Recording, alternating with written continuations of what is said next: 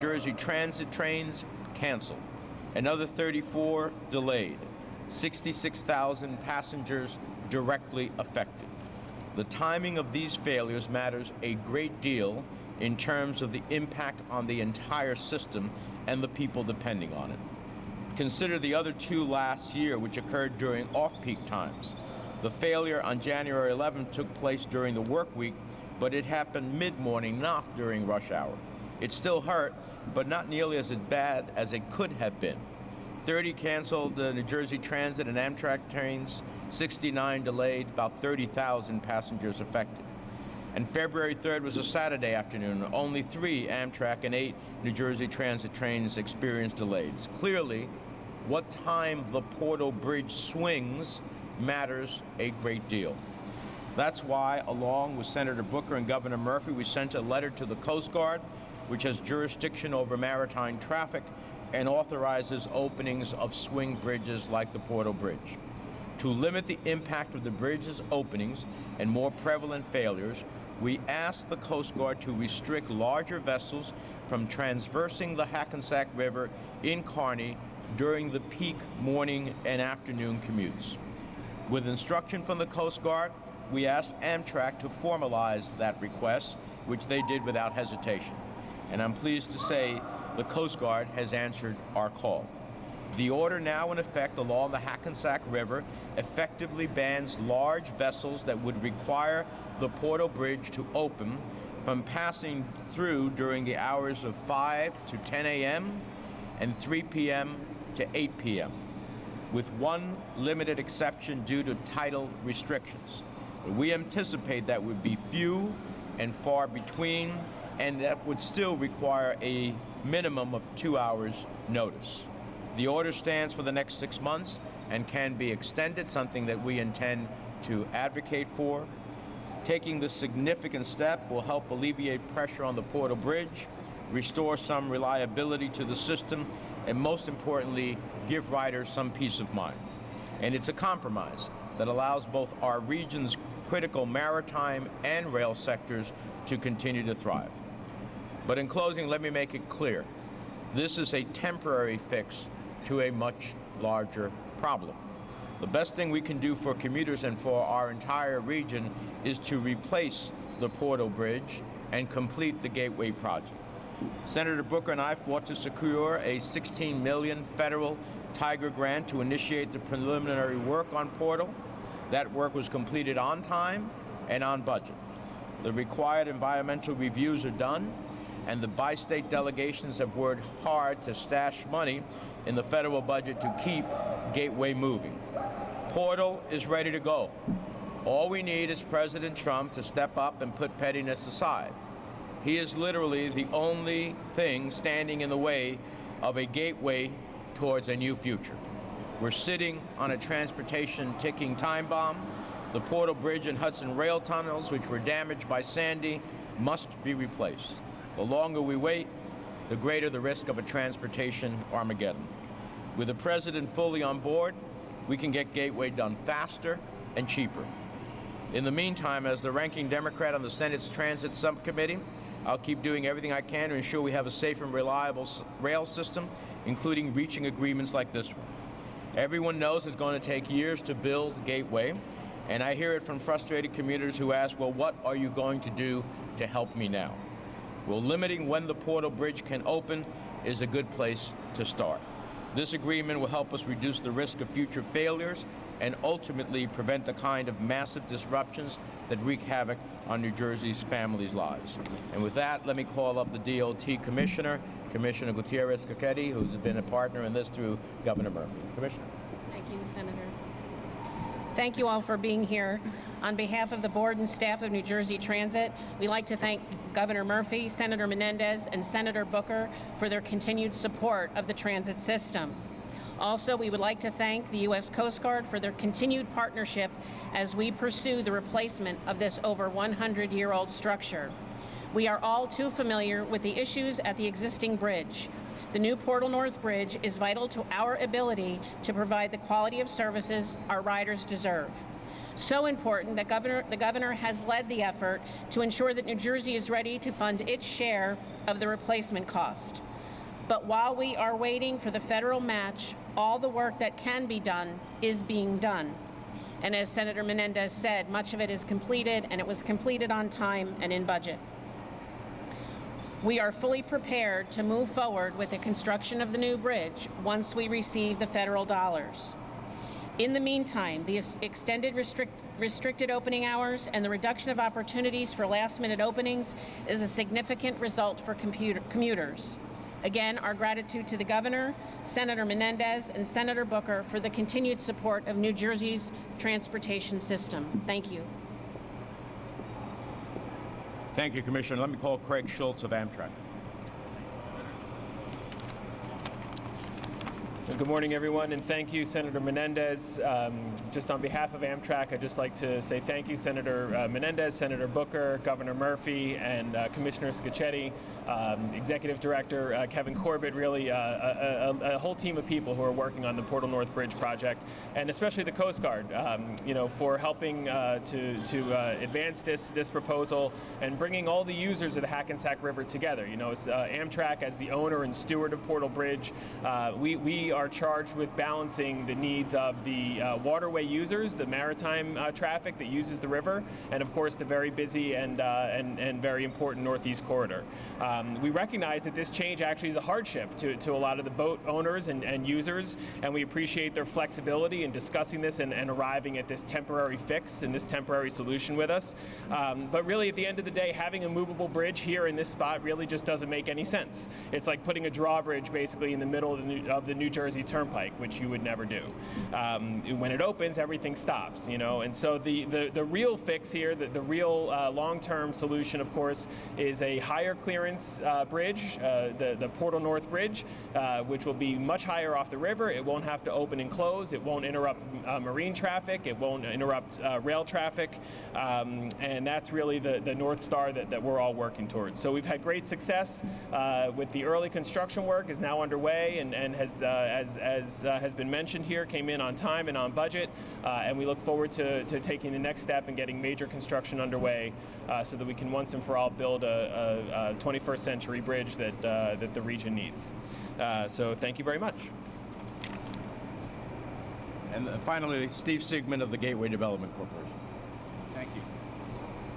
I want to, on behalf of our trustees, New Jersey trustee Jerry Zero, New York trustee Steve Cohen, and Amtrak trustee Tony Kosha, reiterate everyone's thanks today to Senator Menendez, Senator Booker, and Governor Murphy for getting this important action done. All of us, 200,000 daily commuters who use the bridge know the sinking feeling of the New Jersey Transit alerts that say, 60-minute, 90-minute delays from the Portal Bridge opening. So this is an important short-term fix and short-term solution that will help all of us and improve quality of life for 200,000 riders. But as everyone here has said today, what we need in the long term is 21st century rail transportation, a 53-foot high fixed non-movable bridge that does not have to open and close ever, and a new tunnel into and out of New York that supports the region's economy and the nation's economy and makes life better for everybody who uses it. Thank you. Thank you. Happy to answer some questions on topic. Senator Menendez, probably today or happened, the federal government is likely to be rating these projects. The expectation is that the tunnel will not receive a rating apportionment of receiving funds. So what is going to be the approach? In New York, Governor Cuomo came up with a new technology to fix the underwater tunnel for the subway. Tony Kosha of Amtrak says if that will work, they'll use it. Should Kosha push ahead all steam to try and get that while fighting on the money on the second front? Well, I'm not aware of the new technology, but anything that can make the tunnel safe and effective would be great. But let's also realize that in addition to making the tunnel safe, we're talking about a lot different trackage at the end of the day, because it was both a creation of new tunnels and rehabbing existing tunnels. And so we're talking about greater movement for a system that a century ago was built for certain type of ridership and certain trackage, and now a century later is in a good news part is that it's booming in terms of people who want to use mass transit to ride. So I'm not sure that that alone solves our problem, but certainly happy to embrace anything that makes it move. If we get bad ratings, it'll be only because politics is being played.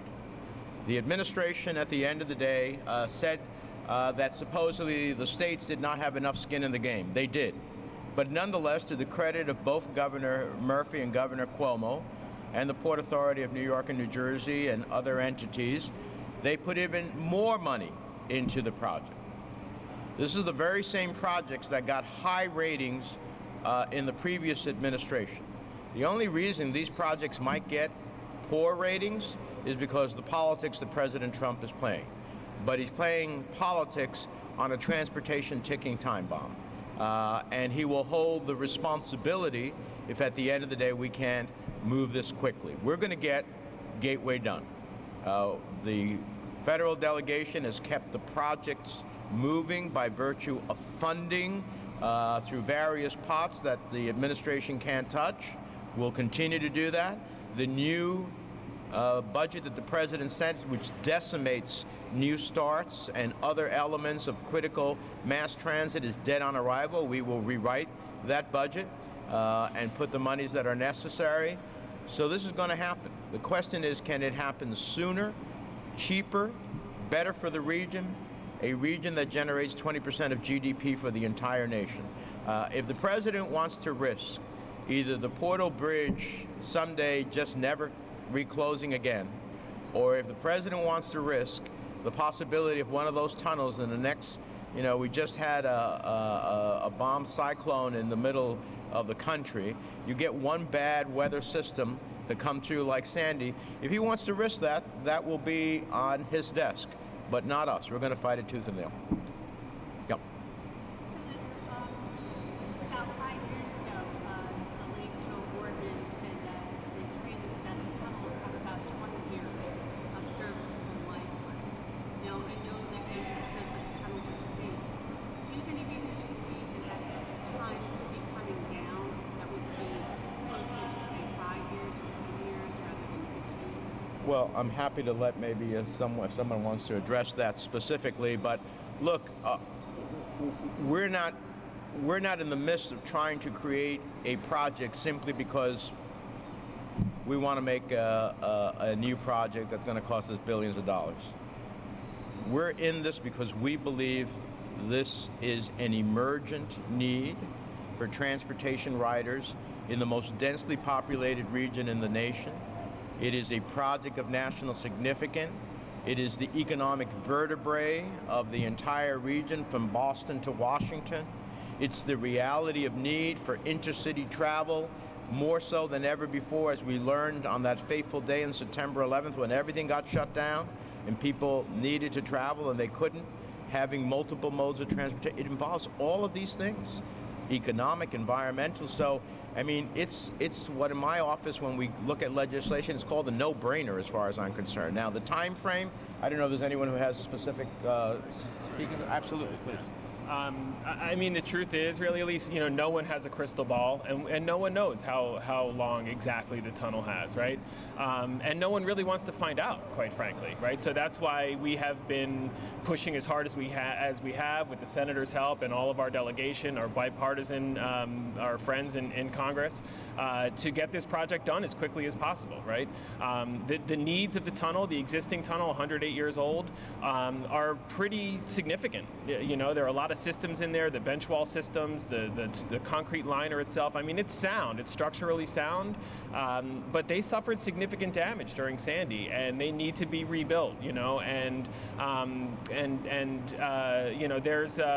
a lot of work that needs to be done in there, and so we need to get started as quickly as possible. Of course, with just 2 tracks, doing that really, without another route is just not feasible. So we need to get, we need to get everybody together together and get the Hudson Tunnel project underway in earnest and build a new tunnel for the region.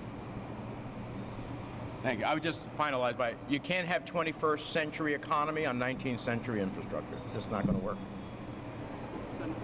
Brenda?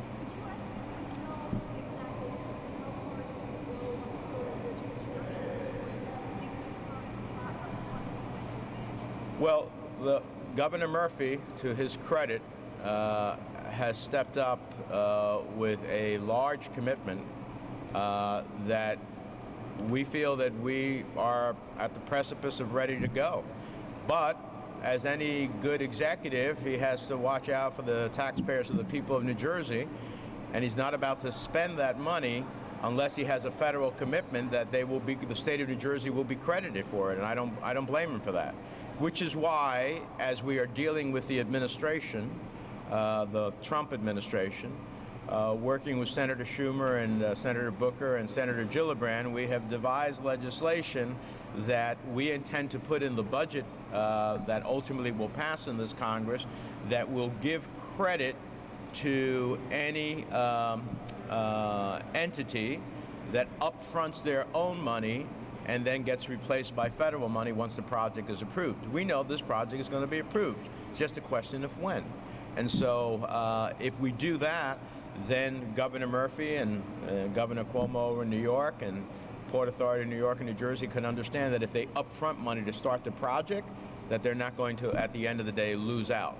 Because under existing rules, if you spend the money before you have an approval, then that doesn't get credited. And so, so this is another effort that we are doing simply because we are facing the blockage and the obstacles from the Trump administration. Senator Menendez. Yeah. Yes. You were able to put Chopper 2 up over that bridge for hours, and sure enough, you had a problem. And then you saw people with sledgehammers.